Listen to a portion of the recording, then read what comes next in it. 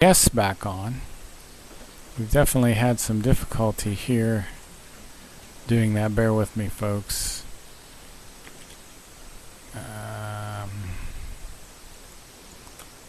We're trying to get the second hour going here. And I'm calling Frosty Wooldridge. Frosty, welcome to the show. Yes, Mark, it's a pleasure. Always a pleasure. Well, I had a little difficulty. I got another Skype update, and they always change things a little bit each time, so it was harder to get a hold of you than normal. And I'm going to try to pull Steven back into... So I had a little dead air. Sorry for the live listeners. There won't be any dead air on of course, the recorded version of this, which I'm a little bit more concerned about. I wanted to talk a little bit. I know you got a whole thing prepared, but I wanted to chat just a little bit about the State of the Union message. I don't know, did you hear any of that at all? Yes, I did. And, you know, like all State of the Unions, you have all of the emotions wrapped up. I think Trump is a master, having been on TV for quite a few years there with his "you're fired" or whatever that was. And, you know, so he's a master at, you know, showing all of the emotions. And he showed the World War II veterans. He showed, you know, the little child who had cancer and beat the cancer. Mm-hmm. And he was able to, you know, present quite an extraordinary emotional display of Americana, if you will. And I truly think that we as Americans need more Americana, because as you look at what's happening to Europe, Europeans are losing their ethos. And when you lose your ethos or your culture or your identity as a certain individual from a certain country, then you lose a sense of belonging, you lose a sense of identification with yourself, but also with your country, you know, countrymen and women. And I thought he did a fantastic job doing that. At the same time, you know, look at the fracturing of all of those different representatives there in the House of Representatives, and certainly throughout the Congress. You have I think there was like 80 women who were all dressed in white outfits. And it's funny because 2 years ago, Melania Trump, who's the First Lady, was discharged with all sorts of acrimonious assaults on the fact that she was wearing a white suit at the inauguration, and, you know, up and around that arena. And then all of a sudden, she was wearing black this time, I think, and all these women were wearing white, and yet there was no comments on that white entourage there in the House of Representatives. So, and so again, you have all of the, you have the pageantry, and you have the emotions, and you have all the statements by the president, and it was, you know, just another one of the State of the Union addresses that everybody looked at. I think more people looked at that than watched the Super Bowl, from what I understand. You know, I counted like 40-something standing ovations. Mm-hmm. And that, I thought that was pretty impressive. But you mentioned the Democrats dressed in white, just like the KKK, right? Yeah, there was a mention that there was a similarity that all these Democrats were, and I don't know if people know much about that, but, you know, Democrats they did start in the KKK. I didn't know that. Was one of, yeah. Is that true? So, yeah, I'm pretty sure that you have that history of that. You'd have to look back up, but I'm pretty sure that's where that all came from. Wow. So, you know, again, one of the things that's happening to our country, as an observer here, certainly for the last 50 years, since I turned, 22, and that is, I note the most fractured we were and ever have been were the years of the Vietnam War. We had we had the Detroit riots in '68, and I was, living up in that arena, and I worked in Detroit for 15 years, so I'm very much aware of what happened to Detroit, how and why everything that happened to Detroit happened. I've written about it. And so you've got that fracturing and fragmenting of the racial conflicts, not only in Detroit, but you've got the same thing going on in Miami, you've got the same thing going on in Los Angeles, you've got the same thing going on in San Francisco, you've got the same thing going on in Atlanta.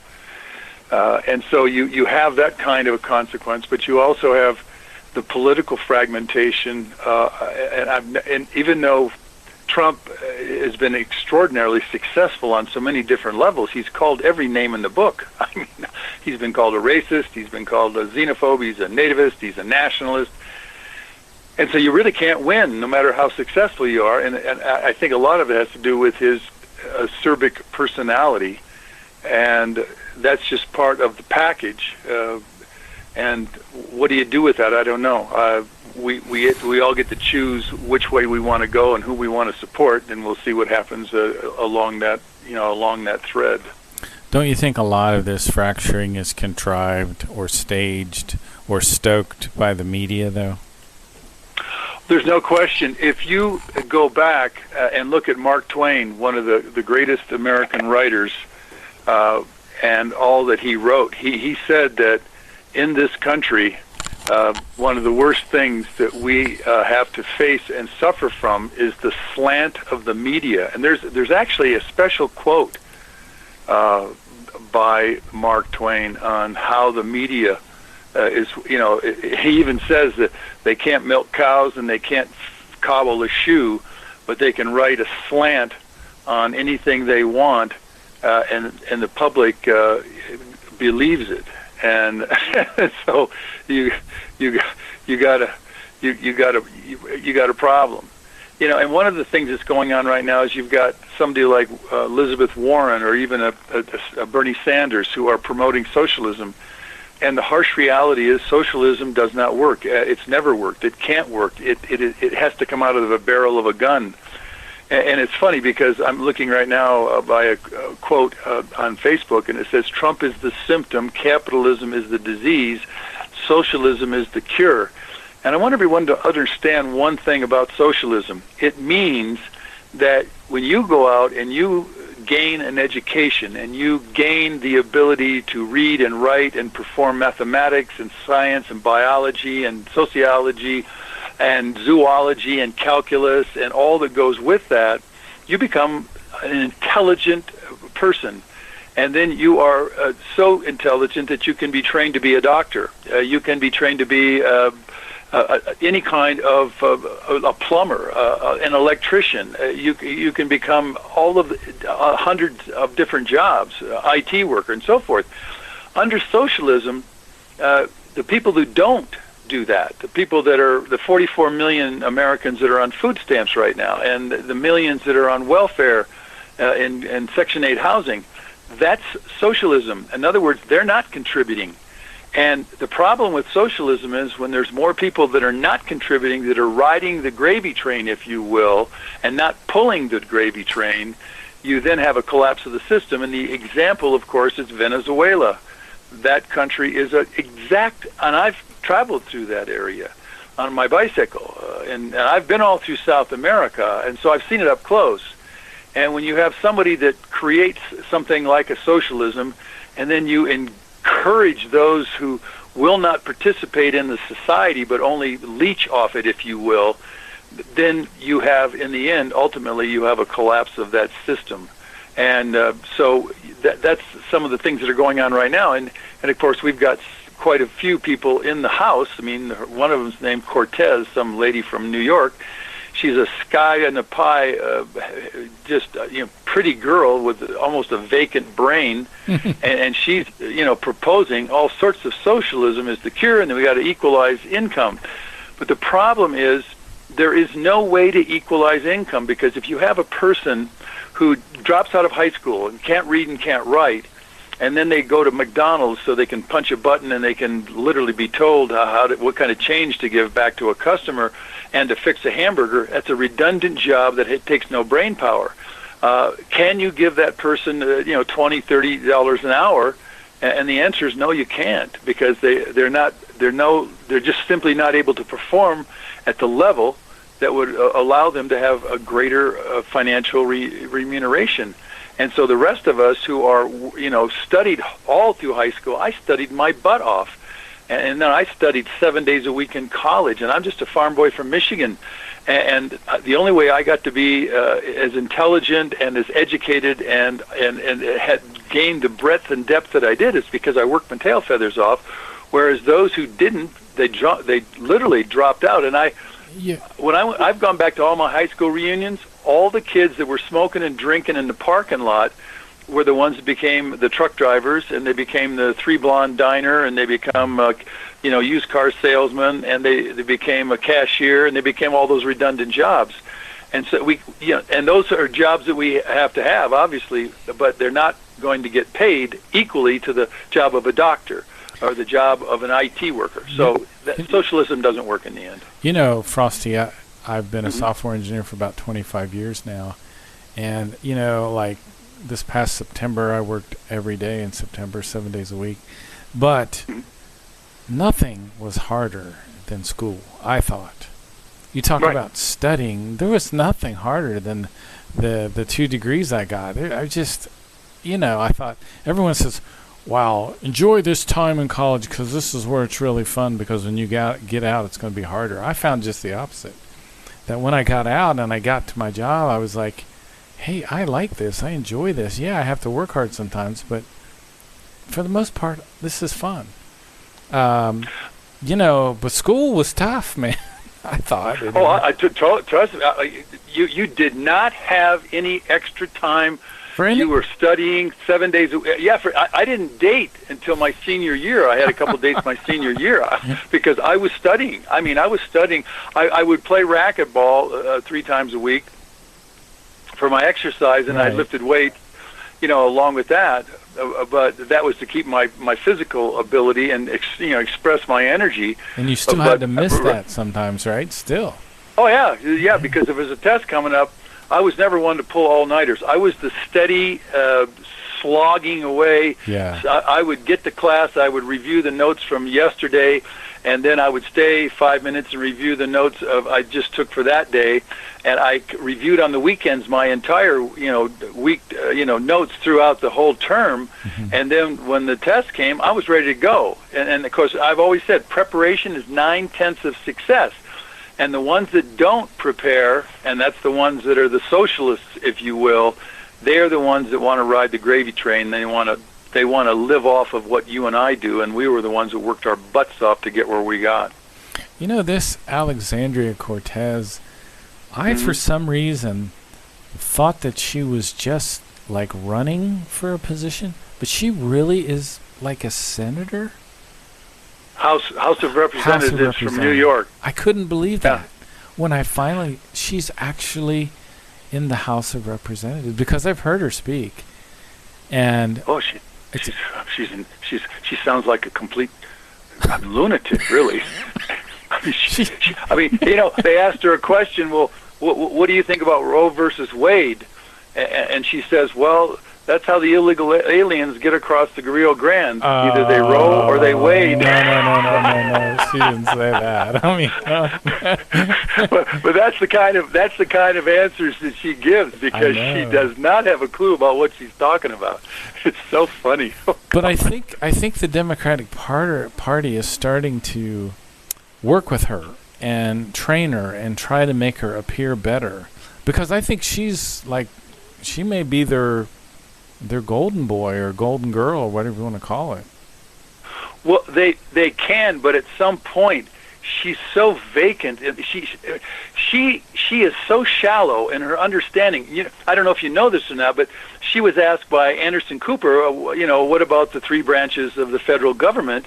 And she answered that was the presidency, the House of Representatives, and the United States Senate. That's what she thought were the 3 houses, or the 3 branches of the federal government. I saw the interview. You go, what? She's never read the Constitution of the United States. I would bet my life on it. She's never read, or the articles, or the Declaration of Independence, or any of that. She has no clue what she's actually doing up there. She just spouts off whatever's on her mind. And her whole thing is green everything, which, I'm for green stuff too. But she's like, sure. Convert all cars in 10 years, convert every building in 10 years. It's like total bankruptcy. It's trillions of dollars. As a matter of fact, when she was interviewing with Anderson Cooper, he calculated it out at $39 trillion to do all the things that she wants to do. Right. And so, yeah, what that means is, when you have societies that are monoethnic societies like you had once in Norway, everybody has a single ethos. Everybody has a national identity, and everybody works. The same thing as Sweden. Well, guess what? All those things are now collapsing in Sweden and Norway because they no longer have a monoethnic society, and they have no longer everybody working. They've got all these immigrants coming in that have no ability to work. They have no education. They have no sense of responsibility whatsoever. And at some point, you're going to see. I'll guarantee that within the next 5 to 10 years, I see a complete collapse of Norway and a complete collapse of Sweden. Into racial conflict, religious conflict, but also financial, literally degradation. I mean, that's all that's going to happen to them. Well, it's probably going to happen to many other of the Western countries that keep taking in all those immigrants, because there's no way those immigrants can respond to and or contribute to the financial and the building and all of the aspects that make a society run. They can't do it because they don't have the intellectual horsepower to do it or the background to do it. And so those countries are in a lot of trouble. Well, guess what? So are we. We're $22 trillion in debt right now. Are we? Yeah, we're $22 trillion in debt.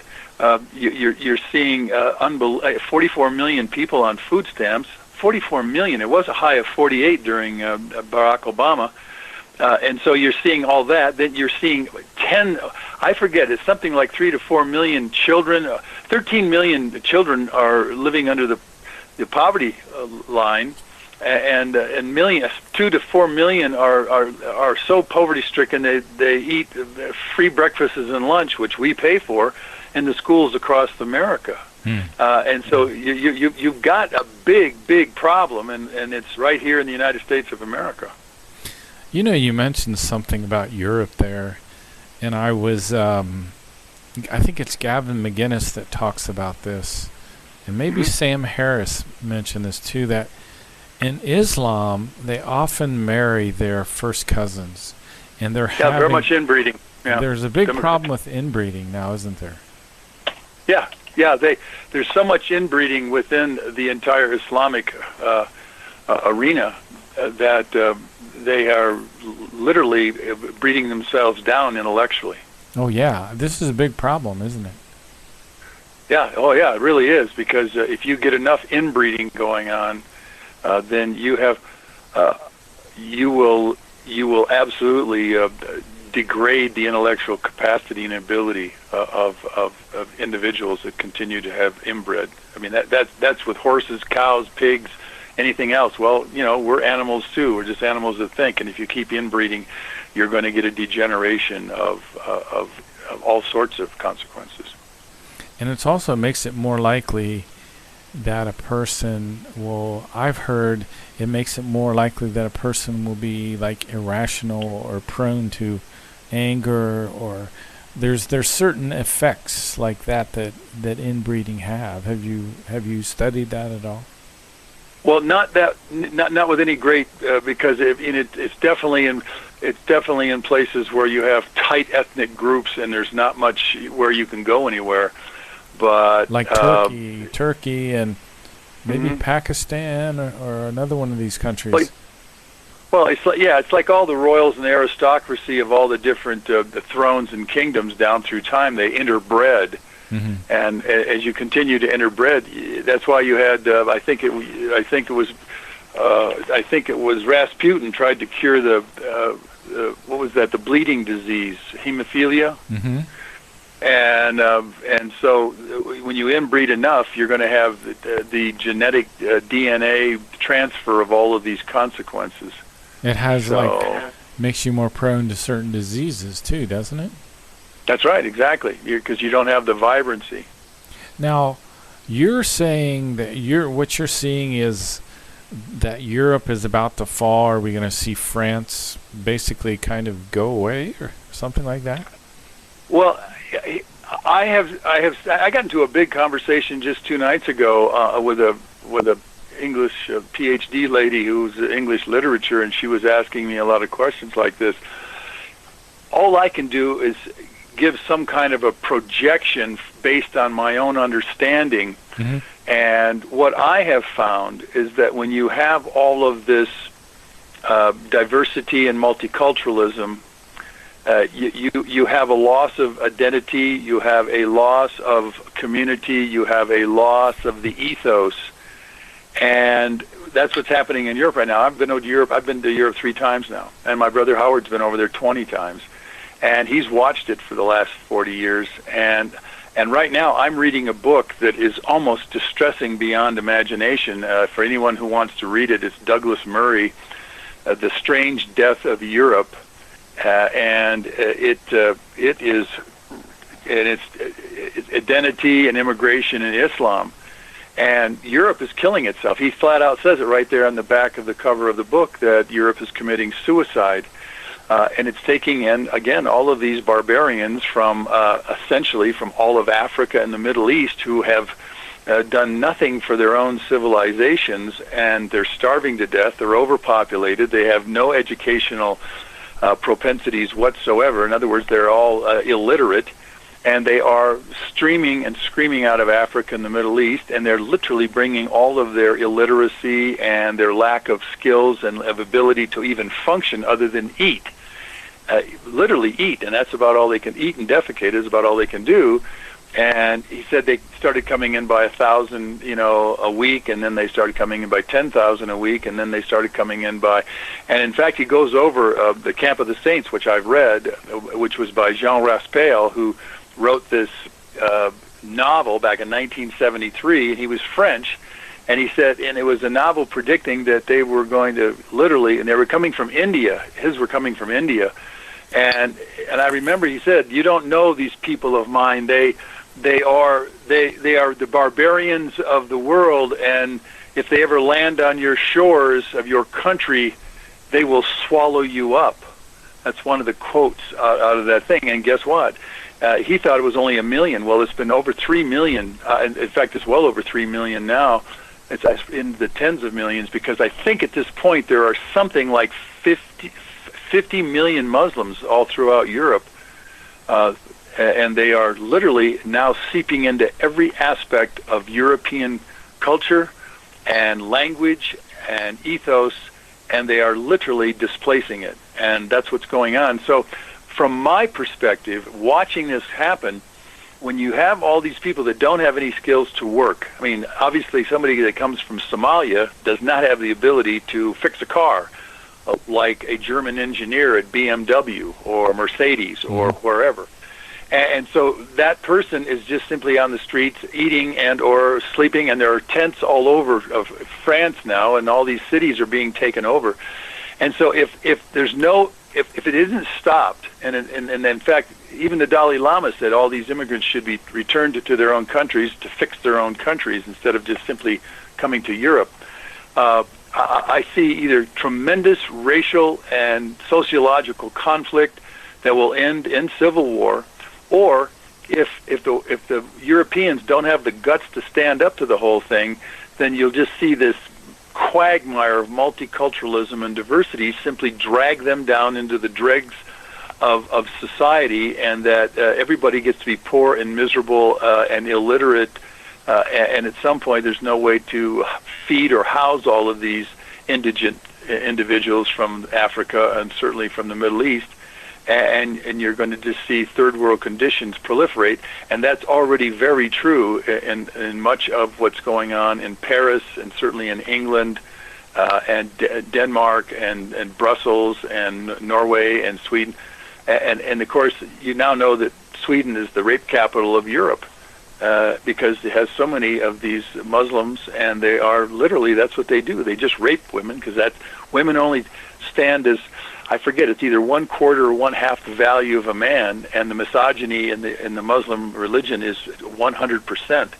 And so when you see all this mixing and this sociological chaos, then it just degrades entire societies. Are the yellow vests in France, are they protesting the immigration? Well, that's what you would hear, that they were protesting the climate change tax on all the fuels, but my brother's over there, so I know exactly what's going on. And what they're really protesting is that their country is being overrun by immigration. Right. And you're going to see more of them out, and they're gathering more and more strength. I don't think Macron, who is the president of France at this point, I don't think he's going to last. And I think very much at some point Marine Le Pen is going to get in, and she's going to start deporting everybody illegally, and then she's going to start deporting anybody that crosses any line that's not French. And she's a hard liner, and there's more people gathering and gaining. Kurtz from Austria, he's a young guy, and he has said, we're not tolerating any Muslim immigration over here because we're not going to have our country overloaded. Poland will not tolerate any Muslims into Poland right now, and Hungary is literally doing the same thing. So and even Italy was, I think his name is Salvini or Salvi. He's saying the same thing. So there are a few people standing up, and there's going to be more and more Europeans stand behind them. And at some point, I think the Germans are going to break away from Merkel and literally tell her to go fly a kite and go ride a cow. Because she's done everything to destroy her own country by taking in excess of 2 million North Africans and Middle Easterners now in the last 3 years, and it's been a nightmare. And this book is showing me that. It's just incredible what this book is telling me. In fact, I get a lot of letters from all over the globe, and I got one from Great Britain, and he said, and the faster and greater the dilution of citizenship due to immigration and multiculturalism, the less likely it will be to find anyone with enough courage to speak up until finally the real truth of this terrible mistake will be lost forever, unquote. And this was part 3 of my book report, essentially, on the strange death of Europe, immigration, identity, and Islam. And in this one, part 3, where I wrote The Strange Death of Europe, Multiculturalism and Diversity Proved Destructive. Anyway, he wrote this back to me, and then I had another letter from an Australian who said pretty much the same words. And so it's going to be a horse race, depending on how many people in Europe say, hey, we're not going to survive this. We got to start stopping it. We've got to cut it off. And, Gert Wilders from Holland, he wants to throw all the Muslims out of Holland because they're literally taking over Holland. And certainly Macron should get tossed out, and Le Pen could get in.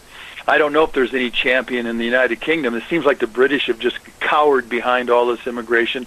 And they have voted in Brexit, which was the reason for Brexit and voting to get out of the European Union is because the Brussels, warlords, if you will, of the European Union are shoving all these immigrants down all these countries' throats, and of course completely destroying those countries in the process. And that's why England finally said, enough of this. We want to be able to stop this mass immigration that's being forced on us by the European Union.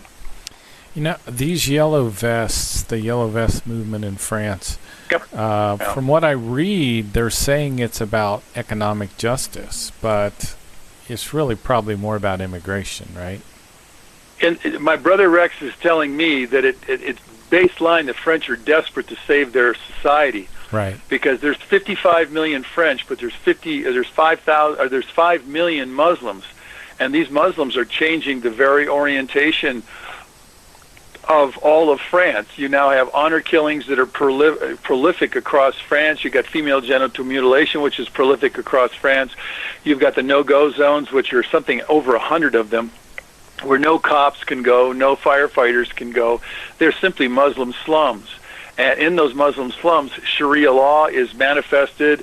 Women have no rights. Gays don't stand a chance to stand up, period. You've got all of the consequences that are Sharia law, and that's now literally de facto Sharia law has taken over all those arenas, because Muslims don't leave their cultures. They don't leave any of that. They literally live by the mandates of the Quran. And again, the prime directive of the Quran is to convert or kill all non-believers, and that is their major prime directive, and they follow it like a. And they're so many of them are just so rabidly Islamic that they absolutely, Islam is the future of Europe. They have signs out everywhere. They march everywhere, and to hell with the country that's hosting them. And it's pretty nasty. So we're going to see some tremendous conflict over there in Europe. Now, the Sharia law comes from the Quran, and they have this other book, I think it's called the Hadith? Hadith, right, that's correct. Is that like a traditional teachings or something? Yep, those are the traditional teachings. You have to understand one thing, and I've done over a 30-part series on Islam and having read the Quran itself. It is probably one of the most violent books in the world, and it's certainly, the Bible's got its own, storm the gates of Jericho and slaughter all the men, women, and children and all the other stuff that goes with it. But all of that, they don't know. The Christians no longer go out and slaughter people. They go out and they try to convert them by they wear 2 ties and 2 white shirts, and they proselytize and so forth. But the Muslims, they do it violently. They do it by the sword, and they've been doing it because their prophet was an absolute beast of a man. I mean, illiterate warlord who cut people's heads off if they disagreed with him, cut their hands off if they ever disagreed with him. He raped 9, 10-year-old, 11-year-old girls, which was the norm back then. He literally made everybody subject to his reign of power. He essentially, Muhammad was the Hitler of the 6th century. Of the 6th century, he was the Hitler, and he was violent. And all of his followers since then are violent. I don't care if you go back to the 1972 Olympics when they just killed all the Jewish, players, and you go to 9/11 and you go to hundreds, if not thousands, of Islamic attacks, whether it's Nice, France, or whether it's San Bernardino, or whether it's Orlando or Fort Lauderdale or Garland, Texas, or Ohio State, or St. Cloud up in Minnesota. Just last fall, about 200 of those Somalis attacked an entire, show or program. It was a county fair. There's now between 23 and 27 honor killings in the U.S. every year. There's 500,000 cases of female genital mutilation here in the United States, and these are all barbaric acts that are now literally manifesting here in the United States of America, and that's documented. I can give you the documentation if you like. Now, Muhammad was a warlord, according to our history. But do you think some of that might be a little inaccurate? No, because, see, there was a lot of warlords, and they're all trying to get their deal going, and they all want to. If you look back at Italy, anybody that's traveled to Italy, you'll see literally dozens and dozens and dozens of cities that were walled cities. They all had walls to protect the king and the queen in that walled city, but also to fend off from attacks from other kings who were trying to get more turf. I mean, Florence was once an entirely walled city, and Rome was a walled city, and Volterra was a walled city, and Calle Valdelsa was a walled city. I've gone through a lot of those walled cities, and so you had all that kind of violence going on. Well, just take the same kind of violence. You've got Troy, you've got the Greeks fighting Troy. I mean, you've got that's all history is battles for turf. The Romans were fantastic at it. They conquered everybody because they were a mechanized army, and they had tremendous ability to build roads. And most of those roads were for war, and they were for those the chariots and the wagons and the logistics and the food to help these armies go off and conquer everybody. Well, the same thing was going on in Saudi Arabia and certainly in Kurdistan and Iraq and Afghanistan. Same thing going on in India and Pakistan. So, yeah, this has just been a norm for the human race all these years.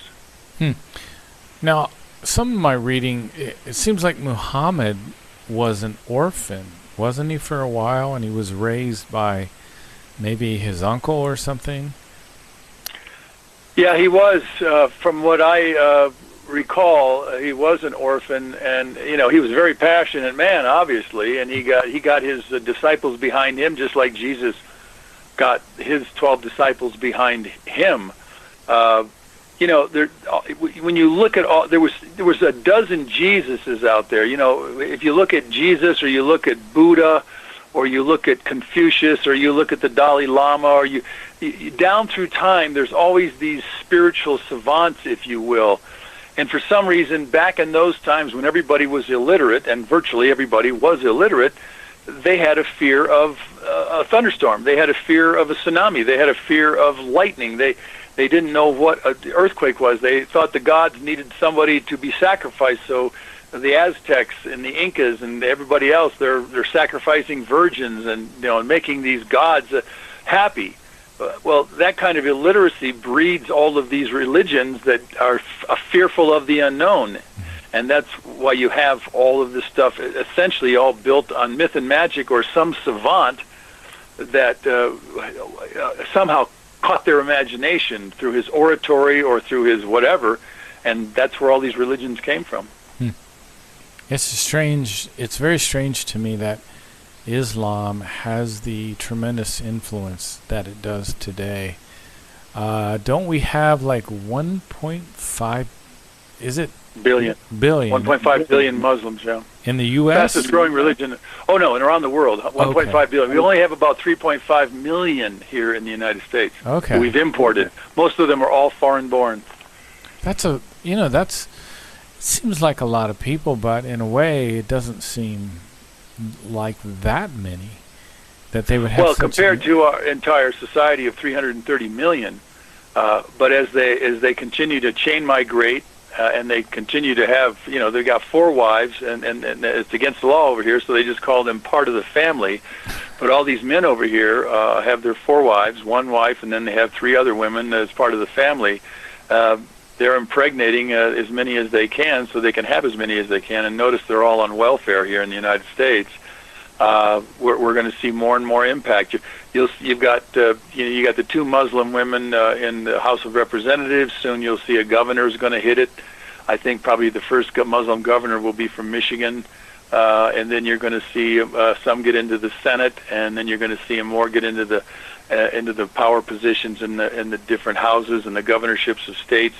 These Muslims, they got one thing: convert or kill all non-believers, and that's what they're out for. That's their prime directive, and we are going to be in their crosshairs from now on out. It seems to me that Islam is from an earlier time.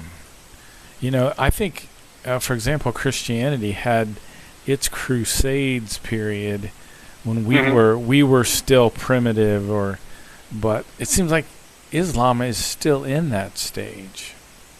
Yeah, it is. In fact, many top Islamic writers say that Islam cannot become modernized because it's like a virus. Once you are affected by the Quran and you start to be a true believer, and you have no other understanding, you have no more enlightenment. The only reason that all of Europe is not all Muslim is because of Charles Martel back in 722. He actually beat down all of the Muslim hordes coming across the Mediterranean, because they actually had burned their ships on the shores and said, we're going to win or we're going to die. And so Charles Martel, well, I'll make sure you're dead. And he completely killed them off and killed everybody. And that's the only thing that saved Europe for Christianity at that point in time in 722. It seems like we're moving towards a civil war in the United States, and if I had to guess, I would guess that maybe California is going to break off first. What do you think?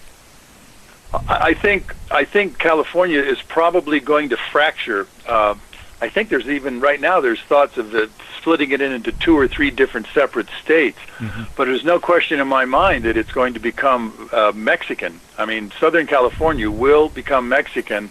And if you don't speak Spanish, well, even if you speak Spanish, white people are going to be streaming out of Southern California. And what's going to happen is because Mexicans do not have a lot of the skills that are needed to carry on a first world society, you're going to see a tremendous amount of breakdown going on there in California, and so that it will degrade down to the same kind of consequences that are now realized in Mexico. So, are you saying that you'll think that California will maybe split into two states? Yeah, it's very possible. There's people talking about it already, mandating that they want to see Northern California and Southern California. And I think I've read of several places where they want to actually break it into three different places, three different states. Yeah, I'm quite serious. Oh my goodness. Yeah. That seems crazy. Yeah. Well, the thing is about history, you think everything is permanent. Yeah, but we do. Again, we do, don't we? Yeah, we do. And we thought we had it all together here in the United States. But back in 1965, with that Immigration Reform Act, that was the beginning of the fall of the United States of America. In 65? Because we no longer... 65, the Immigration Reform Act of 1965. Wow. Because back then we were 90% white. We were 7% black, 3% Spanish. And by 2042, we'll be 51% Spanish. We'll be Latino, Hispanic, Mexican ethnic group will be the new majority by 2042. You can look that up on pewresearch.org, P-E-W research.org. And those are the projections, because Mexicans, Latino, Hispanics are literally crossing over the border by the thousands. In fact, it was just on NPR today that in the last 4 months, 200,000 illegals had crossed the southern borders, in the last 4 months. Now, 200,000. 200,000. 200,000. That was an NPR today. I just heard it when I was coming home. Oh my goodness. From work. That's. Oh yeah, 1,500 a night is the minimum. 1,500 a night are coming across. And again, Mark, these people are coming from overpopulated consequences. In fact, I just got a new projection that some state, it was a state in Africa, is going to jump from 75 million to well over 150 million by 2050. That's in Africa. I'm going to look it up while we're talking here, but I'll tell you what, you sit here and you go, what? But that's what's going on. I mean, the world is populating again. Every listener listening to this, humans are adding 83 million more people every single year to the planet, net gain. I can't tell you how terrible that is. Gosh. For all of us. And the destruction of nature. I mean, that's the main thing. Oh yeah, exactly. It's absolutely incredible. Okay, here it is right here. Here's the piece. Yep, I've got it right here. Okay, and I just checked up on the KKK. There is question whether or not it was created by the Democrats, so I will not go on record saying that it was. Mm-hmm. Okay, yeah, it's saying right here that in Africa, the numbers,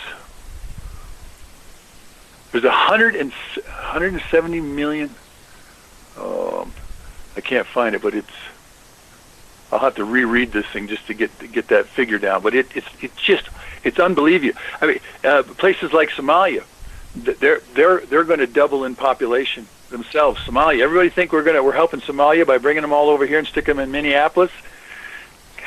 Sorry, they ain't going to do anything, because they're going to jump. They're going to jump their population twice the size. I think, and I shared this to you, over in Bangladesh, and we're bringing in Bangladesh, citizens by the tens of thousands. Bangladesh has 161 million. Look it up. 161 million people in Bangladesh right now today, and by 2050, which is only 31 years from now, they will have 201 million. So that's another 40 million people. I know this stuff. You just sit and you go, what? Yeah, much. Okay, here's by Don Collins. Much has been written by many writers far more effectively than me about the aptly named population explosion, which has taken Earth's human numbers from 2 billion when I was born in 1931 to nearly 8 billion today. And every day another 230,000 humans are added to that number every day. So another million every 4 days, 83 million. Oh, here it is. Recently at a lunch in NYC with James Saylor, who is Vice President and Executive Director of Population Council Center for Biomedical Research, Jim stressed the fact that Nigeria, the most populated nation in Africa, with a present population of 175 million, is likely to double that number to 350 million before 2050. Many other countries have a similar possibility. I want you to breathe that in, every person listening to this, because I'm bringing you, these are absolutely based on UN projections with current birth rates that are not stopping, because, again, these people are all illiterate, so the only thing that they do once they have they hit 13 or 14 is to procreate. The most populated nation in Africa, Nigeria, with a present population of 175 million people, is likely to double that number within several decades. There it is. Isn't something like 6 out of 8 children that are born in Africa die of starvation or related diseases? And that's right. 6 out of the 8, but the 2 that survive times 1.1 billion, you can understand that they just keep multiplying it at an extraordinary rate of speed. And again, most of what that 83 million net gain every year, new babies, they're coming out of Africa and they're coming out of India. It's the third world nations that seem to be running. Yeah. Well, I mean, Mexico is going to go from 134 million right now to well over 145 million before the mid-century. If you were president, Frosty, how would you address this problem? Well, I really have called for, on a lot of my columns that I've been writing for 20 years, we need a national conference here in the United States of the top senators, the top House members, the governors, and the top religious leaders, and the top environmentalists.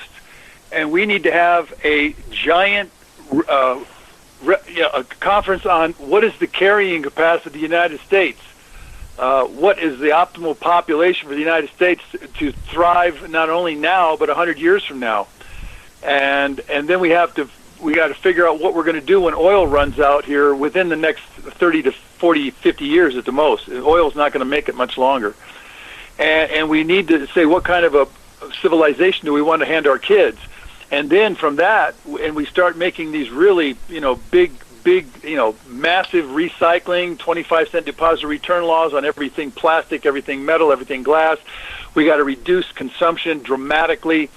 We've got to really reduce the carbon footprint as fast as possible by alternative energy or any kind of anything energy.